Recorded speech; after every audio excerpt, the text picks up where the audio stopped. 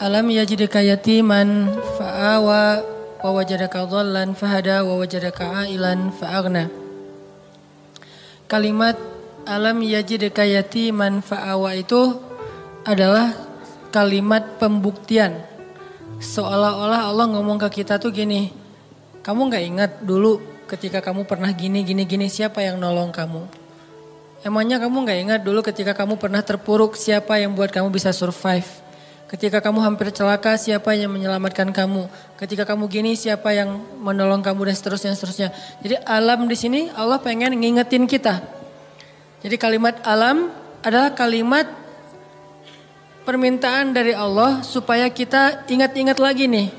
Pengalaman hidup kita, ada yang pengalamannya sampai ekstrim, second life misalnya. Hampir celaka, terus bisa selamat. Ada yang pengalamannya masalah hutang, ada yang pengalamannya hampir bunuh diri tapi gak jadi gara-gara diputusin. Ada yang macam-macam kan pengalaman orang maya. Nah itu kalimat alam yajidka yatiman. Yajidka itu Allah mendapati kamu dalam status gak ada apa-apa sebetulnya. Kita tuh awalnya gak punya apa-apa, bukan siapa-siapa. Gak bermodalkan apapun. Allah yang fa'awa, fahada, fa'aghna. Itu terjadi kepada kehidupan kita masing-masing. Kalau dalam bahasa kisah Nabi, fa'awa di masa Abdul Muthalib, fa'awa di masa Halimah, fa'awa di masa Abu Thalib, dan fa'awa di masa Khadijah. Ini semuanya bentuk-bentuk fa'awanya Allah kepada Rasulullah SAW. Kalau kita terjemahin ayat itu dengan kisah Nabi Musa, alam yajidka yatiman fa'awa, itu bisa teman-teman temuin di surat Toha dan surat Al-Qasas. Nanti di dalam surat-surat itu Allah ngejelasin tentang gimana dulu Nabi Musa dihanyutkan ke Sungai Nil. Walaqad mananna 'alaika marratan ukhra idh awhayna ila ummika ma yuha أن اقذفيه في التابوت فقذفيه في اليم فليلقه اليم بالساحل يأخذه عدو لي وعدو له وألقيت إليك محبة مني ولتصنع على عيني.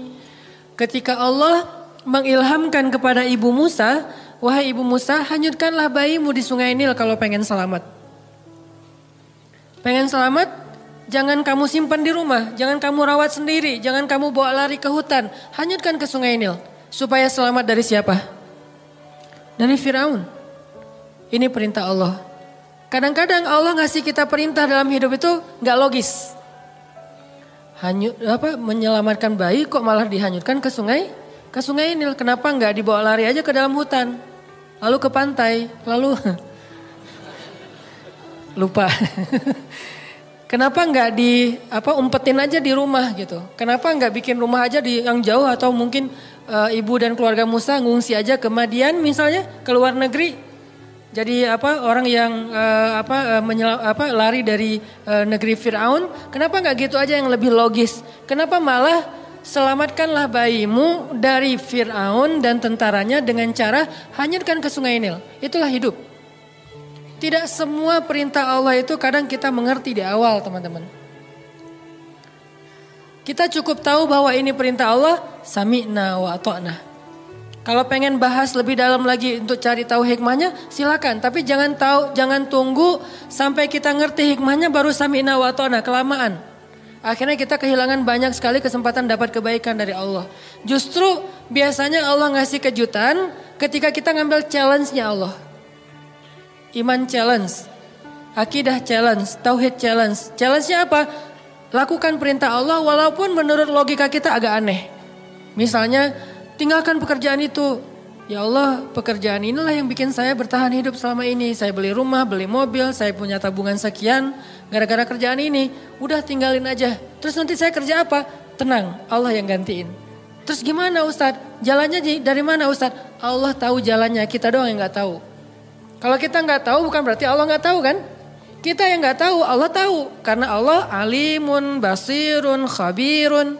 Maha tahu, maha melihat, maha teliti, latifun, sami'un. Allah maha kuasa. Jadi kalau kita nggak tahu caranya, bukan berarti dia nggak bisa. Serahin aja sama Allah. Ketika kita serahin sama Allah, Allah nggak mungkin ngecewain kita. Kenapa? Allah nggak pernah ngecewain hamba. Kita aja ke teman kalau udah diserahin satu amanah, kita berusaha untuk bikin dia terkesan, nggak sampai bikin dia kecewa. Apalagi Allah. Hanyutkan bayimu ke sungai Nil supaya selamat dari Fir'aun. Setelah Allah kuatkan hati ibunya, akhirnya karena ibunya soleha, hanyutin bayinya ke sungai Nil. Berharap selamat dari Fir'aun. Cuman nggak bisa lepas juga pakai kakaknya. Kakaknya yang jadi pengintai gitu, nyari tahu adiknya hanyut kemana. Ngalir, bukannya ke negeri yang jauh, bukannya ke Sudan kayak atau ke luar negeri kayak kan sungai Nil itu membelah berapa negara ya. Bukan sampai ke luar negeri. Gak lama kemudian malah masuk selokan yang mengarah ke tempat pemandian pribadinya Fir'aun. Ini makin gak logis nih. Luar biasa cara Allah tuh. Allah luar biasa cara membuat skenario-nya tuh keren banget. Masuk ke selokan itu, kakaknya Musa makin khawatir gimana dengan adik, dia masuk ke selokan itu. Langsung dilaporin ke ibunya. Di surat Al-Qasas dikisahkan ketika ibunya tahu Musa hanyutnya ke dalam selokan yang mengarah ke pemandian khusus Fir'aun, hampir copot jantung ibu Musa. Hampir copot jantung ibu Musa. Kenapa? Bisa dipastikan bayi ini akan ditemukan oleh para dayang-dayang Fir'aun, dan kalau ketahuan Fir'aun pasti akan dibunuh. Ini ujian luar biasa. Tapi ini challenge-nya justru di situ. Ketika kita berhijrah, ketika kita ngikutin cara Allah, awalnya terlihat, ya Allah kok gini ya? Kok jadi gini ya? Kok malah masuk ke selokan ini ya? Kan gitu ya, ada kejutan-kejutan kecil gitu. Awal-awal kita berhijrah. Baru aja kita halalin putusin. Akhirnya putusin, dia langsung jadian sama orang lain. Kan itu berat banget ya. Dia kayak mudah banget gitu move on dari kita. Padahal kita mutusin itu cuman gertak doang biar dia mau halal gitu. Siapa yang takut kata dia. Akhirnya jadian sama orang lain. Itu tuh berat banget. Saya tahu rasanya. Jadi masuk ke selokan itu. Udah gitu ke sungai kecil. Ditemuin sama dayang-dayang Fir'aun, dikasih kepada istri Fir'aun. Qadarullahnya Allah udah kasih persiapan bahwa istri Fir'aun belum punya anak. Sehingga ketika dibuka tuh tabut, keranjang yang ada bayi Musa dibuka, dilihat oleh istri Fir'aun. Allah bilang di surat Toha, wa alqaitu ilaika mahabbatan minni. Aku masukkan untukmu cinta dariku. Maksudnya apa? Tiba-tiba istri Fir'aun jatuh hati kepada bayi Musa. Siapa yang bikin dia jatuh hati? Allah. Sebagaimana Halimatus Sa'diyah jatuh hati kepada bayi Muhammad untuk menyusuinya secara gratis, begitulah istri Firaun jatuh hati kepada bayi Musa dan mau mengangkatnya sebagai anak tanpa bertanya siapa dan dari mana asal usulnya. Wa alqaitu ilaika mahabbatan minni. Gini cara Allah nolong hambanya. Fa'awanya tuh Allah datangkan orang yang mencintai kita. Tiba-tiba ada aja yang anggap kita kayak keluarga barunya. Pernah kan kita merantau, tiba-tiba di perantauan kita nggak kenal siapa-siapa, dapat keluarga yang sebetulnya dia nggak kenal dengan kita, dia nggak tahu background kita, basic kita dari mana asalnya. Pokoknya dia tiba-tiba kayak sayang aja gitu sama kita. Saya di Mesir juga gitu, tiba-tiba ada aja orang Mesir yang sayang sama saya sehingga dianggap kayak anak angkatnya. Kamu kalau butuh apa-apa bilang ya, kamu kalau butuh apa-apa bilang. Setiap awal bulan, dan beliau siapa? Profesor lah gitu, dosen Al-Azhar. Kan banyak banget kemudahan gara-gara ada dosen, profesor, senior. Kayak Allah jadikan tertarik kepada saya, senang. Kamu kalau butuh apa-apa bilang ya. Terus pas awal bulan dapat gaji langsung datengin. Nah, kamu udah beli buku? Belum, kasih aja. Udah sih, cuman kayak kurang aja gitu kan ya. Belum, wah ini beli buku. Kasih beli buku. Terus kalau dia lagi panen, di Mesir itu namanya adas. Adas itu kayak kacang hijau kita tapi warnanya oranye. Jadi fungsinya kayak kacang hijau, menghangatkan tubuh, bagus, biji-bijian. Kalau lagi panen adas, dia langsung bawa beberapa karung ke rumah tuh. Nih adas buat kalian, panen anggur, panen apa, segala macam buah-buahan di kebun dia tuh dibawa ke rumah kita. Kenapa? Wa alqaitu ilaika mahabbatan minni. Allah yang bikin dia jatuh hati kepada orang ini. Sehingga akhirnya istri Firaun langsung jatuh hati kepada bayi Musa. Firaun enggak, karena Allah sudah mengunci hatinya. Bukan karena Allah mengunci hatinya, belum sih. Karena hatinya keras, maaf salah. Jangan disensor. Karena hatinya keras. Karena Allah enggak akan mengunci hati seseorang sebelum Allah utus Nabi kan. Karena hatinya keras, jadi dia enggak akan bisa disentuh dengan cinta. Firaun tetap marah kepada Musa yang masih bayi. Ini pasti nih anak Bani Israel yang dibuang supaya nggak terbunuh nih. Gua bunuh nih sekarang. Jangan-jangan kata istrinya Firaun dan dia ngebujuk suaminya dengan manja gitu. Gak pakai cantik sih, manja doang gitu. Akhirnya Firaun gak jadi ngebunuh Musa. Selamat Musa di satu adegan. Udah gitu gak lama kemudian Musa lapar. Musa kehausan. Wa wajadaka ailan fa'agna. Gimana caranya keluarga Firaun bikin audisi. Siapa yang bisa menyusui bayi Musa dikasih dinar, dirham, emas, perak. Dikasih tempat kedudukan yang tinggi di dalam istana. Punya gelar ningrat. Dikasih rumah di dalam istana yang sangat bagus. Dari sekian banyak perempuan-perempuan yang ingin menyusui Musa, semua ditolak sama Musa. Karena kenapa? Allah mengilhamkan kayak gitu kepada bayi ini. Padahal kan sebetulnya kalau bayi polos biasa aja asal ada yang nyusuin kan dia nyusu ya. Tapi Allah mentakdirkan Musa gak boleh nyusuin ke ini. Di antara sekian yang banyak audisi, yang terakhir justru yang diterima. Kenapa? Allah yang nentuin. Jadi gak masalah, ada yang datang pertama sebelum kita bawa Alphard, bayarin aja. Kalau Allah gak mengikat hatinya, pasti ditolak. Walaupun modalnya, uang, apa segala macam. Enggak, tenang. Abu Bakar datang ngelamar Fatimah, ditolak sama Nabi. Kurang apa coba Abu Bakar? Tajir, soleh. Kan ideal banget ya. Ada yang soleh, gak tajir. Ada yang tajir, kurang soleh. Tajir, soleh. Tajir, soleh. Abu Bakar ditolak. Datang Umar, tajir, soleh, kuat, cowok banget, ditolak juga. Ali awalnya, aduh Abu Bakar aja ditolak, Umar aja ditolak, apalagi saya nih. Akhirnya kayak Ali cuma ngelewat doang depan rumah Nabi, lewat lagi. Dipanggil sama Nabi, Ali kenapa? Enggak ya Rasulullah gitu. Ali, kamu pengen menikahi Fatimah? Terserah sih. Akhirnya Nabi yang ngelamar Ali dalam bahasa ininya ya, adegannya. Walaupun secara resmi nanti Ali yang ngelamar Fatimah. Nabi kayak yang nawarin kepada Ali. Kenapa? Allah yang bikin kayak gitu. Jadi gak usah pesimis. Yang penting minta kepada pemilik hati. Ya Allah kan hatinya bukan milik dia, milik engkau.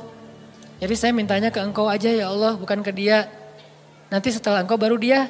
Sehingga pas kita datang kayak bukan tipe dia banget, bukan standar dia banget. Tapi buat Allah kita standar dia banget. Buat dia kita enggak banget. Enggak masalah kan? Yang penting buat Allah kita banget lah. Begitu kita datang dia enggak bisa bilang enggak. Kok saya ngomongnya iya ya? Pengen bilang enggak tapi enggak bisa gitu. Ya udah deh, ya aja. Jadi aja. Setelah itu Allah masukkan hub cinta sehingga dia mencintai kita mencintai dia karena Allah Subhanahu wa taala dan itu mubarak, diberkahi. Itulah istri Firaun. Akhirnya Musa tinggal di situ, ibunya tinggal di situ, kakaknya, tetehnya tinggal di situ, AA-nya tinggal di situ. Siapa AA-nya Musa? Harun. Semuanya sekeluarga tinggal di situ. Ini namanya alam yajidka yatiman fa'awa. Allah yang bikin skenario yang kayak gitu. Ismail juga kayak gitu. Kemudian Yahya alaihissalam juga kayak gitu. Maryam juga kayak gitu. Alam yajidka yatiman. Maryam kan lahir gak punya ayah. Bukan gak punya ayah. Ayahnya udah wafat kan. Imran sama anak yatim perempuan lagi itu. Siapa yang fa'awa Maryam? Wa kaffalaha Zakaria. Zakaria yang mengawakan Maryam. Dan Zakaria cinta banget sama Maryam. Walaupun itu adalah ponakannya tapi seperti putrinya sendiri. Dan Zakaria adalah sebaik-baik orang yang merawat Maryam. Walaupun ayahnya soleh banget tapi ada yang lebih daripada ayahnya. Ayahnya orang soleh, Zakaria nabi. Sehingga Allah ingin Maryam ini dirawat bukan oleh ayahnya yang soleh tapi oleh pamannya yang nabi yaitu Zakaria. Ini cara Allah teman-teman. Sehingga itu menjadi bukti ma wadda'aka rabbuka wa ma qala. Andalin Allah aja deh. Kita mau hijrah, kita mau ganti kerjaan, kita mau dapetin pasangan, kita mau punya anak, kita mau. Udah bilang aja sama Allah. Ada mau apa aja bilang aja sama Allah. Selama yang kita inginkan itu kebaikan, Allah malu untuk gak mengabulkan keinginan kita. Gak mungkin gak dikabulkan, pasti. Kenapa saya bilang pasti? Allah sendiri mengatakan, ujibu da'watad da'i idza da'an. Kalau ada yang berdoa sama aku, curhat sama aku, ujib. Aku pasti akan nge-replay, akan ngerespon, akan ngejawab, akan nge-read. Gak mungkin enggak. Pasti dibalas sama Allah SWT. Kalau teman, pasangan, geng gak ngebalas WA, biasalah itu. Tapi kalau Allah gak mungkin enggak. Pasti di-read langsung dibalas sama Allah. Cuman balasnya Allah apa? Kadang dibalas dengan yang sama persis dengan yang kita minta. Kadang dibalas dengan yang lebih baik dari yang kita minta. Yang enggak dikasih yang sebaliknya yang buruk dari yang kita minta. Enggak mungkin. Kalau enggak sama lebih baik. Antara dua itu. Dan dua-duanya untung. Alam yajidaka yatiman fa'awa. Nanti wawajadaka dhallan. Wawajadaka dhallannya Nabi. Mungkin teman-teman pernah dengar penjelasan dari Ustadz Abdul Somad. Saya pengen membandingkan aja. Kalau Nabi kasusnya kayak gitu. Pernah tersesat di sebuah perjalanan dari Mekah ke daerah Syam. Kemudian Allah tunjukkan jalan supaya sampai ke kota yang dituju. Nah kalau Nabi Musa pernah juga tuh. Kapan? Pas Nabi Musa gak sengaja ngebunuh orang Mesir. Orang Mesir berantem sama orang Bani Israel. Cuman orang Mesirnya kayak zalim gitu. Dia terlalu sombong. Akhirnya didorong sama Musa meninggal kan. Walaupun Musa gak sengaja sih.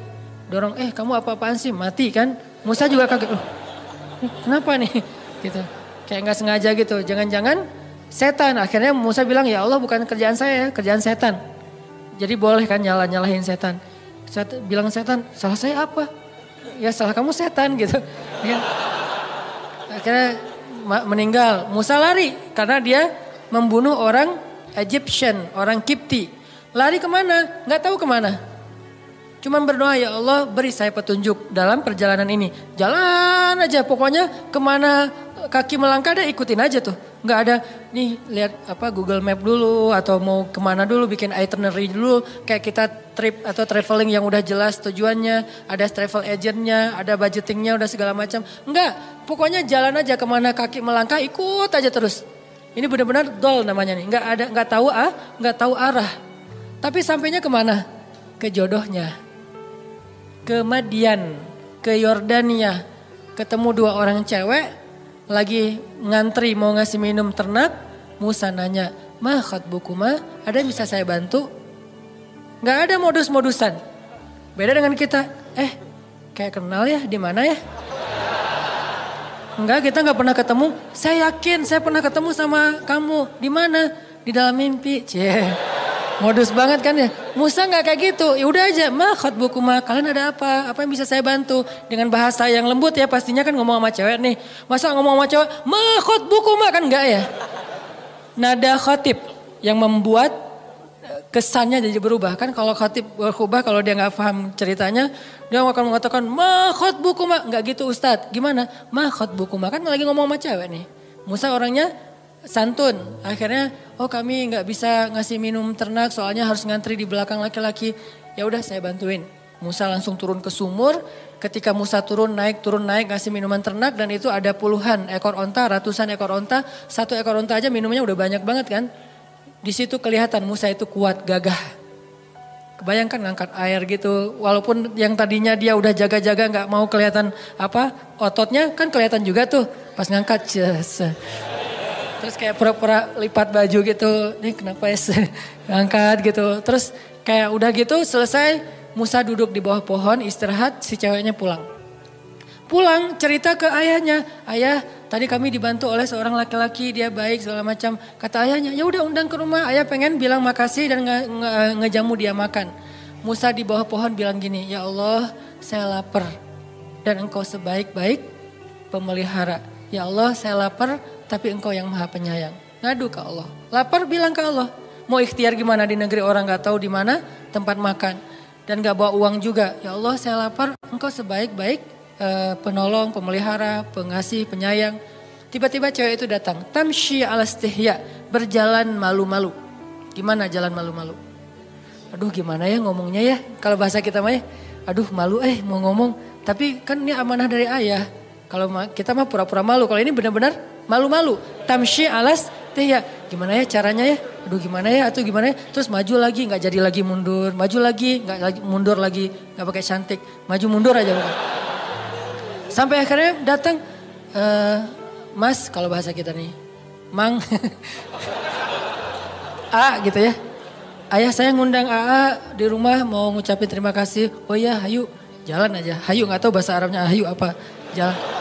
Jalan sampai ke rumah, ayahnya ngasih makan, ngobrol. Kamu dari mana nak? Saya dari Mesir. Oh ya, negerinya Firaun. Ya, saya pelarian dari Firaun. Emang ada cerita apa? Kisahin, kamu orang baik, tinggallah di sini. Ya, makasih Pak. Setelah itu si bapak itu ke belakang kan. Ternyata si anaknya yang perempuan ngedengar pembicaraan mereka. Lalu ayahnya nanya, nak. Laki-laki itu bukan ayahnya, si ceweknya yang ngomong, ayah kan ayah nggak punya pekerja yang bisa mengurus ternak, pekerjakan dia di rumah kita karena dia qawiyun amin, laki-laki yang kuat dan baik, amanah baik. Ayahnya langsung ngeh, oh anak saya berarti ada hati nih buat laki-laki itu. Kok bisa gitu sih ayahnya kayak kegeeran gitu kan ya? Karena si cewek ini nggak pernah komen tentang cowok sama sekali dalam hidupnya. Sekali-kali dia komen cowok berarti ada sesuatu nih. Kalau sekarang udah nggak lagi kebaca sama ayahnya karena kita udah biasa komen. Kamu lucu deh, kamu apa. Jadi kayak sering komen jadinya biasa aja kan. Karena dia nggak pernah komen tentang cowok. Sekali-kalinya ada postingan cowok dia komen, itu sesuatu banget kan. Sekali-kalinya ada postingan cowok dia nge-like, sesuatu banget. Karena nggak pernah dia kayak gitu. Kalau kita periksa di list kontak handphonenya itu nggak ada nama laki-laki tuh. Cewek semuanya terjaga banget. Sehingga sekali-kali dia bilang, ayah pekerjakan dia di rumah karena dia laki-laki yang baik dan kuat. Ayahnya langsung nangkep, oh anak saya berarti tenang dengan laki-laki itu. Musa, maukah kamu menikahi putriku? Dengan mahar sekian. Musa mengiyakan, menikahlah mereka. Alam yajidka yatiman fa'awa, dikasih keluarga baru di Madian. Sebagaimana saya dikasih keluarga angkat dulu ketika di Mesir. Dan kemudian di Bandung. Kemudian seterusnya. Allah mudahin. Alam yajidka yatiman fa'awa. Saya seorang perantau. Walaupun saya ngerasa kayaknya Bandung ini adalah akhir dari perjalanan saya. Udah gak mau pindah lagi ya. Pokoknya udah love banget lah dengan kota Bandung ya. Hashtag. Jadi karena ngerasa kayaknya nih negeri saya yang ketiga, Aceh, Kairo, Bandung, udah aja selesai. Udah gak mau pindah lagi karena udah nyaman. Tapi saya ngerasa dulu ke Kairo sendiri, kemudian ke Bandung gak kenal siapa-siapa. Selalu kasusnya alam yajidka yatiman fa'awa, yatiman fa'awa, yatiman fa'awa. Itu berulang kali loh teman-teman. Pasti teman-teman juga ngalamin. Itu bukti ma wadda'aka rabbuka wa ma qala. Apalagi nanti kalau ngomong Ibrahim. Pas beliau diusir oleh ayahnya dari Irak ke Palestina. Bukankah itu juga terlunta-lunta, terkantung-kantung, dolan, agna, wajadaka ail. Jadi udah yatim, dol, ail. Udah gak punya siapa-siapa, bingung juga mau kemana, lapar gak punya apa-apa. Tapi kemudian fa'awa, fahada, fa'agna. Sehingga Ibrahim yang tadinya seorang dalam keadaan yang tidak tahu apa-apa datang ke Palestina. Sampai di Palestina Ibrahim menjadi orang paling kaya di Palestina. Apa ukuran kekayaan Ibrahim di Palestina? Ukuran kekayaan Ibrahim di Palestina, setiap malam Ibrahim menyembelih 100 ekor onta. Untuk para tamu. 100 ekor onta. Satu ekor onta harganya sebutlah 50 juta kali 100. Satu malam dia ngeluarin uang 5 miliar ya? 5 miliar benar? 5 miliar setiap hari loh teman-teman. Ada gak di antara kita yang ngeluarin uang 5 miliar setiap hari buat tamu? Sehingga bisa dibilang Ibrahim itu bapak perhotelan dalam sejarah manusia. Dia yang pertama bikin konsep hotel. Hotel gratis tapi. Buat siapa? Visitornya siapa? Orang-orang yang mau berziarah ke Masjid Aqsa. Ibrahim yang menjamu mereka, ngasih hotel dengan kualitas bintang 5, terus juga buffetnya itu udah free flow, setiap saat mereka bisa makan, dan satu hari minimal 100 ekor onta. Itulah kekayaan Ibrahim. Dan itu berarti Ibrahim menjamu sekian ribu tamu setiap hari. Dan ini manajemennya gak gampang loh. pasti ada suppliernya, pasti memberdayakan bisnis-bisnis lokalnya. Jadi Ibrahim itu benar-benar bisa memberdayakan warga Palestina, semuanya jadi sejahtera dengan kerjaan perhotelannya di Masjid Al-Aqsa. Gratis semuanya, Ibrahim yang bayarin. Sekaya itu Ibrahim teman-teman. Padahal datangnya gak punya apa-apa. Fa'aghna, Allah yang mengkayakan Ibrahim. Semua cerita para anbiya itu sebetulnya bisa dikaitkan dengan alam ya jadi kayatiman fa'awa wa wajadaka dhallan fahada wa wajadaka ailan fa'aghna. Apalagi Adam, lebih yatim lagi kan? Jatuh dari langit, gak punya siapa-siapa. Satu-satunya yang dia punya itu juga gak tahu di mana. Kekasihnya Hawa. Bagaimana caranya? Allah yang menunjukkan mereka sehingga ketemu. Setelah sekian tahun mencari, akhirnya ketemu juga. Nah ini artinya teman-teman, ma wadda'aka rabbuka wa ma qala.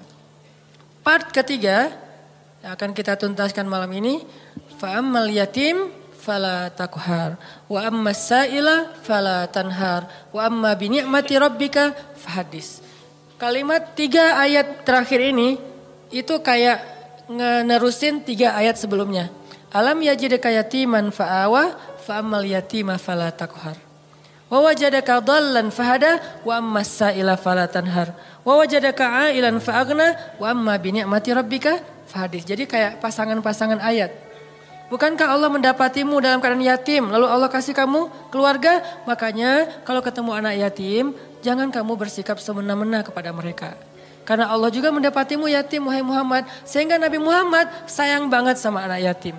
Dan sangat dekat kepada orang yang sayang kepada anak yatim. Sehingga Nabi mengatakan, orang yang mencintai anak yatim nanti di akhirat bersamaku itu seperti jari telunjuk dengan jari tengah ini. Dekat banget. Jadi kita bakal punya rumah bersebelahan, satu klaster sama rumah Nabi. Kan seru banget ya. Punya rumah satu klaster sama rumah Nabi. Dan klaster itu klaster terbaik di surga. Yang satu butir debunya lebih mahal daripada dunia dan seisinya. Bukan 1 meter tanahnya. 1 butir debunya lebih mahal daripada dunia dan seisinya. Enggak ada lagi klaster wilayah tanah yang lebih baik daripada klasternya Nabi nanti di surga. Dan siapa yang sayang kepada anak yatim, yang sangat peduli kepada anak yatim di sini usia sebelum dia mampu berusaha.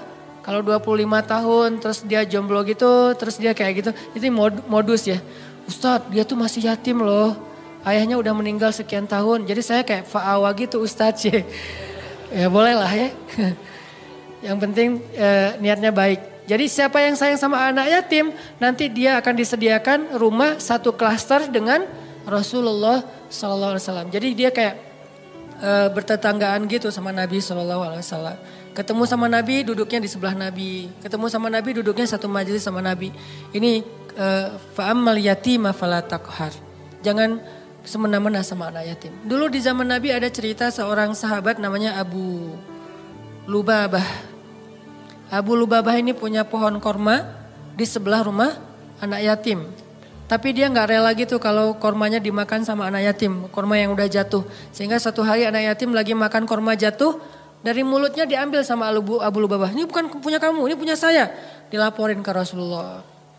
Terus Rasulullah nawarin, ya Abu Lubabah, kamu mau gak punya kebun di surga yang pohon kormanya kamu berjalan di bawah naungannya 100 tahun belum keluar dari dahannya. Saking gedenya pohon kurma di surga. Mau gak kayak gitu Abu Lubabah? Mau ya Rasul, caranya gimana?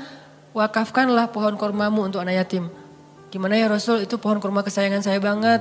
Itu saya ada kenangan gitu. Maaf ya bukan gak mau. Dia kayak beralasan gitu gak mau nyerahin pohon kurmanya untuk wakaf anak yatim. Akhirnya Nabi gak maksa orangnya. Ya udah gak apa-apa, pergi aja. Tiba-tiba datang sahabat yang lain namanya Abu Lubabah. Dia bilang, ya Rasulullah, ada apa Abu Lubabah? Tadi saya mendengar Rasulullah nawarin sesuatu kepada Abu Dahdah yang kedua. Ada apa Abu Dahdah? Saya tadi dengar Nabi nawarin sesuatu ke Abu Lubabah, tapi dia nolak. Ya, emang kenapa? Kalau saya ngambil itu boleh nggak ya Rasulullah? Boleh, siapapun, kebaikan itu untuk siapa aja. Ya udah, tunggu ya Rasulullah. Langsung dia pergi ngejar Abu Lubabah. Ya Abu Lubabah, ya Abu Lubabah. Abu Lubabah nungguin, ya Abu Dahdah ada apa? Kamu tahu kan kebun kurma saya di Madinah? Siapa yang tidak tahu kebun kurma milik Abu Dahdah? Satu kebun kurma ada 600 pohon kurma. mata air sendiri, ada vilanya, luas banget kebunnya. Dan kebun itu paling subur, yang lain panen setahun 2 kali, yang ini 3 kali setahun. 4 bulan sekali panen. Teman-teman kalau mau berhitung, satu pohon korma sekali panen itu lebih dari 100 kilo. Satu pohon, satu dahannya aja udah berapa puluh kilo kan. Itu satu pohon lebih dari, sebutlah yang paling kecil 100 kilo. 1 kilo harganya 500 ribu. 500 kali 100, capek. Itu satu pohon. Dan Abu Dahdah punya 600 pohon. Jadi sekali dia panen korma itu puluhan M loh keuntungannya. Sekali panen, dalam setahun dia panen 3 kali. Ratusan M dalam setahun. Kata Abu Dahdah, wahai Abu Lubabah, kamu tahu kan kebun kurma saya? Tahu, siapa yang gak tahu kebun kurma Abu Dahdah terkenal di Madinah. Mau gak kita barter? Kamu kasih pohon kurma kamu yang di pojok rumah anak yatim ke saya kasih kebun saya ke kamu, bukan pohon, kebun. Kata Abu Lubabah, yang benar, kamu gak lucu deh ininya, candanya. Nah ini mah dialog dari saya. Terus kata Abu Dahdah, saya serius. Beneran. Ya udah, ayo. Langsung transaksi jadi deal. Mereka kemudian pergi ke rumah anak yatim. Wahai anak yatim, kata Abu Dahdah, mulai sekarang pohon ini Bapak wakafin buat kalian. Makanlah sesuka kalian dari korma yang ada di pohon ini. Kemudian gak lama kemudian dia ngajak Abu Lubabah ke kebunnya. Istrinya lagi bersih-bersih gitu. Kata Abu Dahdah, wahai istriku keluarlah. Ini sekarang bukan kebun kita lagi, sudah aku jual. Istrinya kaget, kamu jual ke siapa wahai Abu Dahdah? Kamu untung gak? Kata suaminya, untung banget. Ke siapa sih kamu jualnya? Ke Allah. Kata istrinya, itu baru untung. Itu baru perniagaan yang besar. Itu baru hebat. Istrinya ini soleha banget. Coba kalau kita ngomong gitu ke pasangan kita, kira-kira digapain? Didoain ya. Semoga kamu cepat. Ini istri yang soleha. Ini buat cewek-cewek ya. Kadang-kadang suami itu kalau lagi semangat, kadang-kadang kan suka nggak mikir ya, kasih aja. Nah kalau dia lagi gitu, tapi tetap ada batasannya juga. Cuman dengan kualitas iman Abu Dahdah dan istrinya itu emang luar biasa, inspiring banget. Istrinya malah bahagia. Ya saya udah keluar. Wah, sekarang jadi milik siapa? Abu Lubabah. Silakan Abu Lubabah. Mereka pergi meninggalkan kebun itu sama sekali nggak nyesal. Cerita ini didengar oleh Rasulullah SAW dan Nabi mengatakan, duh betapa luasnya kebun Abu Dahdah di dalam surga. Aku melihat kebun Abu Dahdah itu mudhammatan, lebat sekali warnanya hijau tua di dalam surga. Ini makna dari fa'ammal yatima fala taqhar. Sebegitu besarnya penghargaan Allah kepada orang yang menyantuni anak yatim. Terus angle yang kedua adalah al jaza min jinsil amal. Balasan itu sesuai dengan jenis amal. Jadi kalau dia pengen dapat fa'awa, alam yajidka yatiman fa'awa, pengen dapat itu, maka caranya fa'ammal yatima fala taqhar. Siapa yang menyantuni anak yatim, Allah santuni. Siapa yang menaungi anak yatim, Allah naungi. Siapa yang meringankan hajat anak yatim, Allah ringankan hajatnya. Al jaza min jinsil amal itu berlaku di surat Ad-Duha. Jadi itu bukan kaidah fikih akal-akalannya ulama. Karena ulama ketika membuat sebuah rumusan fikih atau persepsi fikih itu berlandaskan pemahaman mereka terhadap ayat dan hadis kan. Ayatnya salah satunya fa'ammal yatim fala taqhar. Hasilnya alam yajidka yatiman fa'awa. Wa ammas sa'il fala tanhar. Kalau ada orang yang nanya, karena ada dua tafsir nih. Ada yang bilang sa'il di sini orang yang meminta pertolongan, ada yang bilang sa'il di sini orang yang nanya jalan. Kalau ada yang nanya jalan ke kamu, lalu kamu menunjukkan jalannya, maka Allah juga akan wa wajadaka dhallan fahada. Makin sering kita ngebantu orang untuk menemukan jalan, makin sering kita dengerin curhat teman kita, makin sayang Allah untuk dengerin curhat kita. Maka sabarlah mendengar curhat temannya. Walaupun kadang-kadang emang capek sih, tapi sabarlah.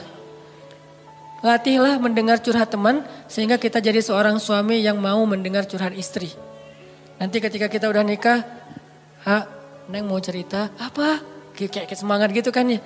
Iya tadi ada cerita sama teman-teman gini-gini. Kita jadi pendengar yang baik, bukan langsung kita patahkan. Kenapa? Karena udah terbiasa di kos-kosan jadi tempat curhatnya teman-teman sekos-kosan.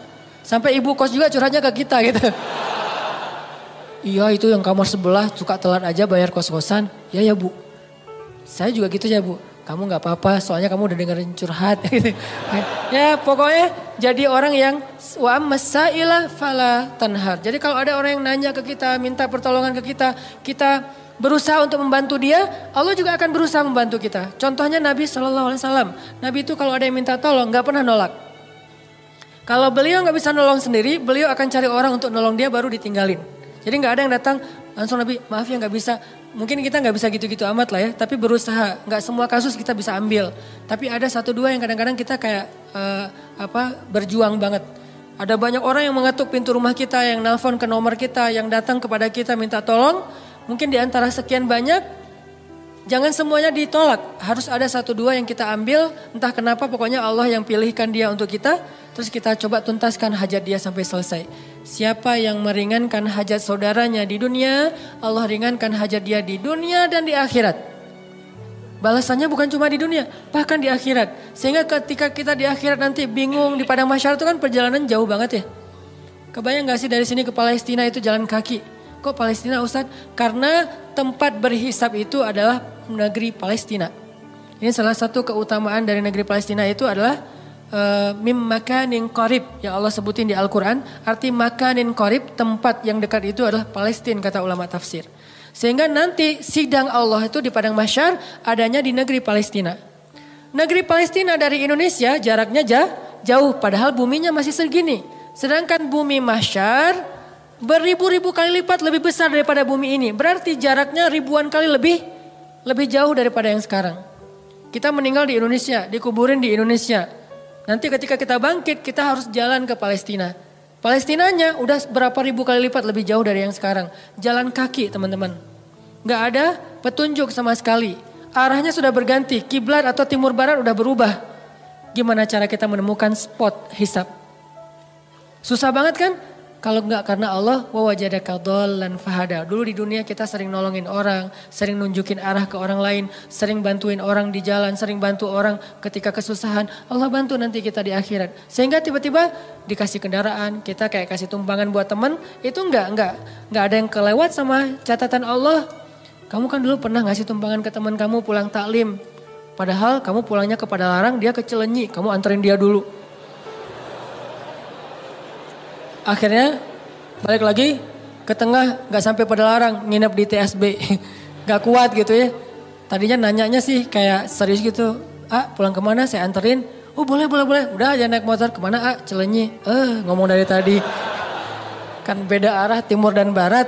Nah kamu pernah ngelakuin itu di dunia. Nanti di akhirat tiba-tiba Allah yang ngasih kita tumpangan. Dan tumpangan dari Allah sebaik-baik tumpangan kendaraan cahaya. Sehingga dari Indonesia ke Palestina itu hanya sekejap mata saja. Itu diantara makna dari hisab yang ringan, hisab yang mudah, dipercepat perjalanannya. Sementara yang lain masih kebingungan. Ada yang jalan ke sana, ada yang jalan ke sana. Itu nggak ada yang arah loh, yang jelas arahnya. Jadi orang jalan itu acak aja tuh kemana-mana. Bisa ribuan tahun nggak sampai ke tempat hisab, belum dihisab tuh. Untuk sampai ke sana aja ribuan tahun.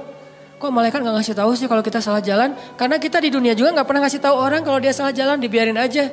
Malah ada yang sengaja nyesatin lah gitu. Kalau mau jalan ke Dago lewat mana? Itu aja lewat ini nanti Gatot Subroto tembus aja ke Soekarno Hatta, udah gitu Buah Batu terus aja ke sana. Itu mah Banjaran ya. Nah ini artinya nanti pas kita nanya malaikat mau ke tempat hisab. Oh tempat hisab, balik lagi aja ke belakang. Kamu udah kejauhan. Tapi malaikat gak gitu-gitu juga sih. Paling-paling malaikat cuek ninggalin kita gitu. Akhirnya kita terkatung-katung. Ini makna terkatung-katung. Istri kita bangkitnya bareng. Kenapa bangkitnya bareng? Karena kita pengen dikuburin satu liang lahat. Cinta sejati gitu kan. True love and endless love lah. Pas meninggal wasiat aku pengen dikuburin sama kamu. Udah aja dikuburin satu liang lahat. Pas bangkit, noleh juga enggak teman-teman. Yauma yafirrul mar'u min akhihi wa ummihi wa abihi wa sahibatihi wa banihi likulli imri'im minhum yauma idzin sya'nun yughni. Kita bangkit bersebelahan tapi enggak noleh. Kok bisa gitu Ustaz gak kenal? Kenal tapi gak peduli. Kok gak peduli? Saking takutnya kita tentang nasib diri sendiri. Sampai diibaratkan hari itu kata Allah di surat Al-Muzammil, hari ketika seorang Wildana syiba, seorang anak kecil aja tiba-tiba beruban saking stresnya dia. Tapi gak semua orang yang rambutnya beruban itu karena stres ya. Sebagiannya doang. Kalau anak kecil sampai tiba-tiba beruban berarti kan stres banget tuh hari ya. Kita gak noleh ke pasangan kita. Terus kapan kita kenal dengan pasangan kita Ustadz? Nanti setelah edisi part ini udah lewat, nanti ada adegan kita udah mulai saling kenal, saling menyapa, bahkan saling menuntut, saling menjatuhkan, saling menolong. Itu ada adegannya nanti. Tapi di adegan pertama gak sama sekali gak peduli. Suaminya tersesat, istrinya gak akan nolong. Sehingga yang bisa nolong kita hari itu hanyalah apa yang hari ini kita lakuin teman-teman. Sehingga kalau kita nemuin ada sail itu bisa orang yang minta tolong, bisa orang yang nanya jalan, fala tanhar. Jangan bikin dia kecewa, jangan sakitin hatinya. Kalaupun kita nggak bisa bantu dia, minimal jangan sampai kita manna wal adha, menyakiti dia dengan kata-kata kita. Jangan. Setidaknya kita kalau nggak bisa tolong pun ya sudah, ya nggak bisa nolong aja. Jangan udah nggak bisa nolong, nyakitin lagi tuh. Kayak kita nggak bisa nolong teman-teman di Palestina. Ya udah jangan ngomong ngapain sih jauh-jauh. Udah nggak usah. Kalau pengen nolong yang dekat-dekat silahkan. Mau dua-duanya lebih bagus lagi. Mau yang sana juga nggak masalah. Yang penting jangan nyakitin. Jangan kita beranggapan bahwa yang di Palestina itu jauh nggak perlu ditolong. Yang di Suriah itu jauh nggak perlu ditolong. Padahal kondisi mereka itu luar biasa memprihatinkan. Bahkan dahsyat sekali keadaan mereka. Tapi kita udah nggak nolong, ngomong lagi. Jadi kalau mereka dengar kasihan. Perasaan mereka kayak gimana gitu. Ya udah jangan. Termasuk orang di sekeliling kita, keluarga besar kita. Kadang-kadang ada kakak adik kita yang minta tolong. Kita kayak sebel gitu sama dia. Giliran butuh aja lo minta tolong. Jangan, udah aja diem. Kalau kita gak mau nolong atau gak bisa nolong, diem aja. Kenapa? La tanhar. Jangan sakiti orang yang meminta pertolongan. Sehingga nanti al-jaza min jinsil amal. Allah juga akan membalas kita dengan cara yang sama. Na'udzubillah min dzalik. Wa amma bi ni'mati rabbika fahadis. Nikmat Allah sampaikanlah. Maksud menyampaikan nikmat Allah itu ada banyak. Salah satunya adalah kita bicarakan kebesaran-kebesaran Allah. Allah tuh baik banget, Allah gini. Sehingga dengan pembicaraan kita, orang yang mendengar jadi semakin yakin sama Allah. Kayak tadi cerita saya di Thailand, simple sebetulnya. Cuman hal yang sepele banget. Tapi itu bagian dari tahadus bin ni'mah. Tujuannya apa? Tujuannya biar kita yang mendengar makin yakin sama Allah. Makin bergantung sama Allah, makin taat di jalan Allah. Itu namanya wa amma bi ni'mati rabbika fahadits. Jadi teman-teman 3 ayat terakhir itu ada 2 angle yang kita bisa lihat. Satu, ternyata kalau kita pengen dapat satu kebaikan, maka tanamlah kebaikan yang sama di ketika kita bisa. Nanti saat kita butuh, Allah akan membalas kita dengan kebaikan yang sejenis. Saya pernah cerita dulu saya di Kota Baru Parahyangan, habis taklim malam-malam gerimis, saya pulang pakai mobil, ngelihat di jalan ada ibu-ibu sama anak gadisnya lagi jalan kaki. Kota Baru di Masjid Al-Irsyad itu kan ke jalan raya jauh ya. Dan malam-malam gak ada damri, gak ada angkot, gak ada ojek. Beliau jalan kaki berdua, gerimis lagi tuh, pakai payung. Saya waktu itu tinggal di Cihanjuang, saya mau keluar dari masjid ngelihat ada ibu-ibu sama putrinya lagi jalan, saya samperin, Bu, butuh tumpangan. Oh boleh Ustadz, mau kemana? Mau ke depan. Ya udah ikut aja. Karena saya nggak bawa pasangan, mereka duduk di belakang. Itu etikanya ya. Jangan duduk di depan, nanti jadi fitnah. Udah aja duduk di belakang. Dan itu tidak menghina. Oh jadi kayak supir dong, nggak apa-apa. Karena demi menjaga fitnah. Biarkan dia duduk di belakang berdua, saya di depan. Kalau ngomong, ya ngomong aja. Sesekali ngelihat ke menghargai. Dia cerita, Ustadz tadi saya ikut talim Ustadz, oh Masya Allah ibu jadi ikut talim, terus tadi gimana kesininya? Naik damri, soalnya kalau sore itu masih ada damri, saya masuknya pakai damri. Pulangnya biasanya jalan kaki, biasanya, berarti udah beberapa kali tuh. Oh gitu, maaf ya saya gak tahu, ya udah dianterin. Sampai di depan, jadi kayak gak enak hati gitu diturunin di jalan ya, gak tuntas kan. Udah saya tanya, ibu rumahnya di mana? Masih di daerah Padalarang gitu, daerah Cimareme, agak turun dikit. Ya udah saya anterin aja ke rumahnya. Enggak ngerepotin nih Ustadz, enggak. Padahal biasanya saya langsung masuk tol kan. Keluar Baros cepet. Ini ngelewatin Cimareme kan macet-macet gitu. Enggak apa-apa saya anterin. Ya udah sejalan, padahal enggak sejalan sebetulnya. Saya harusnya ke tol. Dianterin sampai ke rumah, kan sepele banget kan. Udah sampai ke rumah selesai, pergi aja. Besok-besoknya sebulan kemudian saya naik jembatan Pasupati itu ke arah Pasteur. Ban motor saya bocor. Pas di atas, bukan bocor, habis bensin. Saya lagi tight banget jadwal hari itu, nggak sempat ngisi bensin. Saya pikir mesti sampailah ke pasar, kan ada pom bensin tuh. Paksain aja, pas di atas, pas habis. Mati aja. Saya dorong, baru berapa detik saya dorong, tiba-tiba datang anak muda, nyamperin, Mas mau di step gitu. Oh boleh, di step aja mana didorongin. Pakai motor dia sampai ke pom bensin, akhirnya saya bisa ngisi bensin. Saya jadi teringat, dulu saya pernah nolong orang di jalan. Sekarang Allah nolong saya di jalan. Dan itu timingnya tuh pas banget. Kalau dia lebih cepat sedetik, udah gak ngelihat saya di belakang. Kalau saya lebih lebih lambat sedetik, dia gak ketemu. Allah yang bikin timingnya, saya pas habis bensin dia datang. Kalau saya lebih cepat setengah jam, saya udah sampai ke pom bensin dorongnya kan ya. Gak ketemu dia. Jadi pas banget baru berapa detik dorong dia datang. Dan dia, maaf lupa saya ceritanya. Bukan di step, dia bawa selang gitu kan. Saya lupa ceritanya. Dia bawa selang bukan di step. Berarti 2 kali kejadiannya. 1 kalinya di step. Udah kebiasaan. Pasti ada yang nolong lagi nih. Kan saya kemarin habis nolong orang, GR gitu kan sama Allah. Benar ada yang nolong, jadi ada yang di step, yang ini bawa selang. Kan jarang banget ada anak muda kemana-mana bawa selang gitu kan. Pak kenapa? Dia ngelihat ban nggak kempes, habis bensin ya? Iya di sini saya ini. Dia sedot, terus masukin hanya untuk bisa sampai ke pom bensin. Kan itu jarang banget, mungkin 1:1000. Dan pas lagi timingnya, Allah yang membuat seperti itu. Kalau orangnya ada di sini atau nonton, barakallah jazakallah khair. Sering saya cerita nih, benar jadi kebaikan buat dia. Artinya teman-teman benar-benar al jaza min jinsil amal. Balasan itu sesuai dengan jenis amal. Kalau kita pengen dibalas, ya Allah mudahin dong cara saya untuk dapetin jodoh. Mudahin orang lain untuk dapetin jodoh. Caranya gimana? Jadi mak comblang mungkin. Atau nemenin dia curhat mungkin. Atau nemenin dia ngelamar mungkin. Kita yang jadi, Pak dia tuh sahabat saya banget, saya kenal banget dengan dia Pak. Wah pokoknya aman lah Pak, dia orangnya bertanggung jawab. Kita promoin dia, sehingga nanti Allah yang promoin kita di orang lain.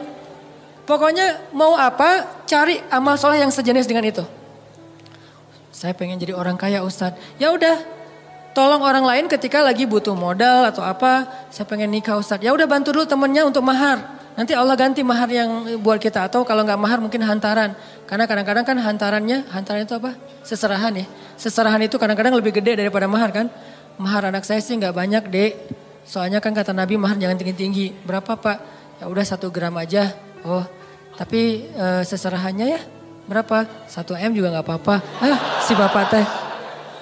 Seserahannya yang gede. Jadi kita bikin stres gitu kan. Nggak apa-apa, ambil aja. Jangan menyerah ketika ditawarin 1 M, 10 M, 100 M. Ambil. Itu angka gede di kita tapi kecil di Allah loh. Jangan pikir kita yang bakalan bayar. Allah yang bayarin. Dek maharnya standar biar gak beda sama kakaknya ya. Bukan bapak mau mempersulit adik. Bapak tahu adik penghasilannya pas-pasan. Ini bapak menghina atau lagi apa sih? Tapi emang biar dia gak jauh banget. Gak jomplang banget sama kakaknya. Kakaknya dulu sih 3 M. Dia 2 M juga gak apa-apa. Boleh Pak. Kamu sanggup? Insya Allah Pak. Kerja apa? Allah yang kasih kerja. Gitu. Semangat. Siapa tahu nanti setelah kasih saya waktu 1 tahun Pak. 1 tahun? Ya oke 1 tahun. Bekerja semaksimal mungkin 1 tahun. Biarkan mereka ngelihat kesungguhan kita. Setelah 1 tahun mungkin kita gak dapat 1 atau 2 M. Tapi dapat kasihan dari dia. Ya ini serius nih ternyata. Ya udah deh. Adek dapat berapa? Dapat Pak 2 apa? 20 juta gitu.